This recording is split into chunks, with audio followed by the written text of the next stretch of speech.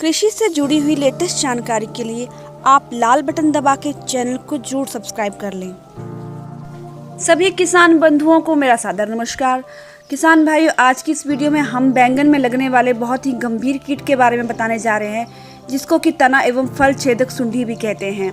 ये कीट कैसे बैंगन को नुकसान पहुंचाता है और इसके क्या समाधान है, यही आज के इस वीडियो में हम डिस्कस करेंगे।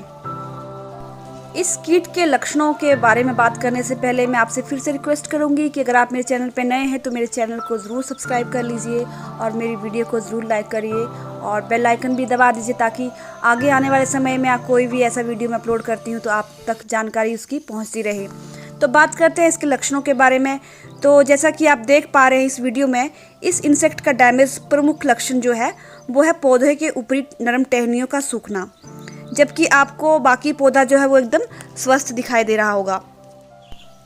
इन सूखी हुई टहनियों को अगर आप थोड़ा सा भी ध्यान से देखेंगे तो आपको टहनियों के ऊपर छोटे छोटे से छेद दिखाई देंगे और इन छेद के बाहर बहुत बार जो है आपको सुंडी का मल दिखाई देगा।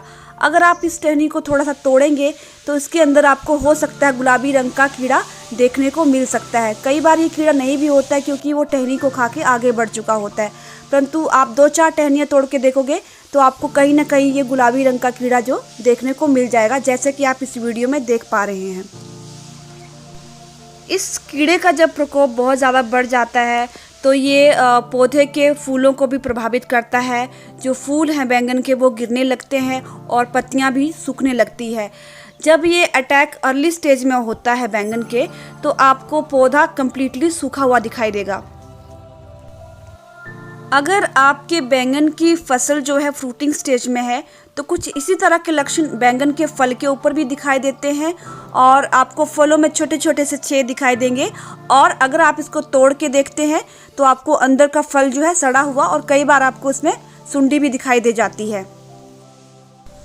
जैसा कि मैंने आपको बताया कि अगर आपकी जो बैंगन की फसल है वो फ्रूटिंग स्टेज में है तो ये सुंडियां हमेशा बैंगन को ही प्राथमिकता देंगी बजाय कि टहनियों के। इस पेस्ट की मैनेजमेंट से पहले चलिए थोड़ा सा इसके जीवन चक्र को भी हम जल्दी से जान लेते हैं। इस पेस्ट को यानी कि इस सुंडी को वैज्ञानिक तौर पे ल्यूसिनोइडस ऑर्बोनेलिस के नाम से जाना जाता है। इसकी मादा सुबह के समय पत्तों की निचली साइड जो है सफ़ेद रंग के अंडे देती है, जो कि संख्या में लगभग 150 से 300 तक हो सकते हैं। ये अंडे 3 से 4 दिन में हैच हो जाते हैं और इन अंडों से छोटी छोटी सुंडियां निकलती हैं, जो कि अगले 1 घंटे तक कोई नरम जगह की तलाश करके उसके अंदर जो है प्रवेश कर जाती हैं। यहाँ पे ये लगभग 15 से 20 दिन तक इन टहनियों और फलों के ऊपर भक्षण करती है, जिसके उपरांत ये अपनी कोकून अवस्था यानी कि जिसको हम प्यूपर स्टेज भी बोलते हैं उसमें प्रवेश कर जाती हैं।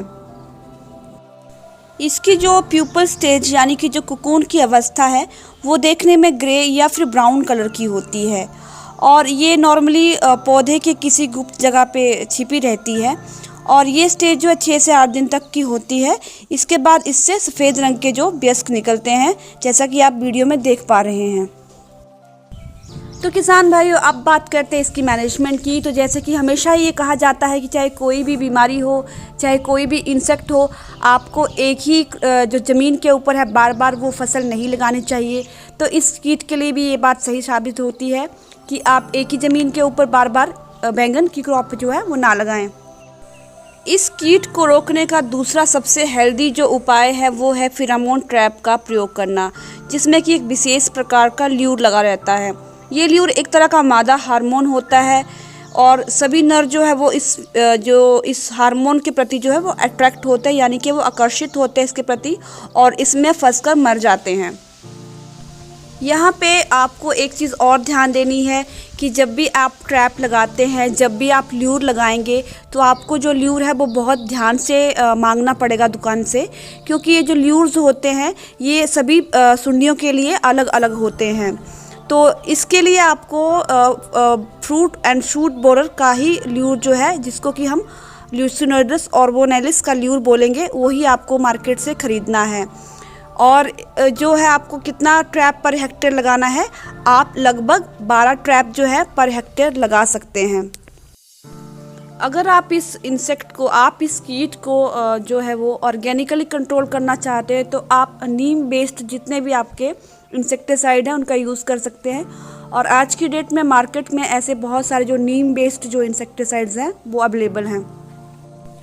इसके बायोलॉजिकल कंट्रोल के लिए आप बैसिलस thuringiensis, जिसको कि हम बीटी बेस्ड फॉर्मुलेशंस भी बोलते हैं, वो भी बहुत ज़्यादा इफ़ेक्टिव होती हैं।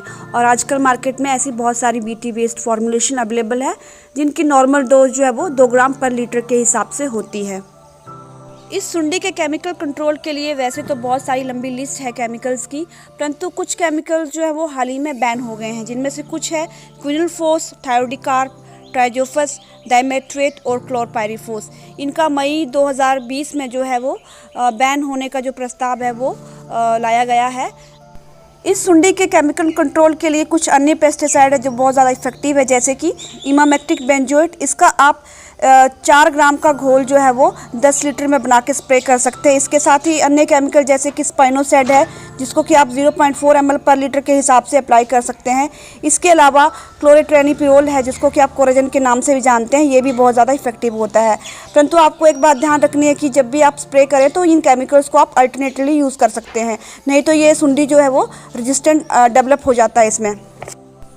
इस पेस्ट को अगर आप और भी इफ़ेक्टिव तरीके से, घरेलू तरीके से अगर आप कंट्रोल करना चाहते हो तो आप गार्लिक की पेस्ट का यूज़ कर सकते हैं, जो कि आपको 30 ग्राम पर लीटर के हिसाब से अप्लाई करना है। साथ ही साथ जैसे कि बताया, आप नीम ऑयल का उपयोग कर सकते हैं, जो कि आपको 3 ml पर लीटर के हिसाब से यूज़ करना है। साथ ही साथ जो है पपाया लीव्स का भी आप घोल बना सकते हैं, जो कि 92 ग्राम पर लीटर के हिसाब से आप अप्लाई कर सकते हैं। आप घरेलू जो राख होती है लकड़ी की, जिसको कि हम वुड ऐश भी बोलते हैं, वो आप 10 ग्राम पर प्लांट के हिसाब से यूज़ कर सकते हैं। इसके साथ ही साथ जो है टोबैको यानी कि तंबाकू की पत्तियों का घोल भी आप इसके अप्लाई कर सकते हैं, वो भी इसके लिए काफ़ी इफ़ेक्टिव होता है। तो किसान भाइयों, आपको ये वीडियो कैसा लगा प्लीज़ आप रिप्लाई करिए, आप इसको शेयर करिए और इसको लाइक भी कीजिए। और अगर आप मेरे चैनल पर नए हैं तो प्लीज़ मेरे चैनल को ज़रूर सब्सक्राइब कीजिए। तब तक के लिए नमस्कार। जय हिंद, जय जवान, जय किसान।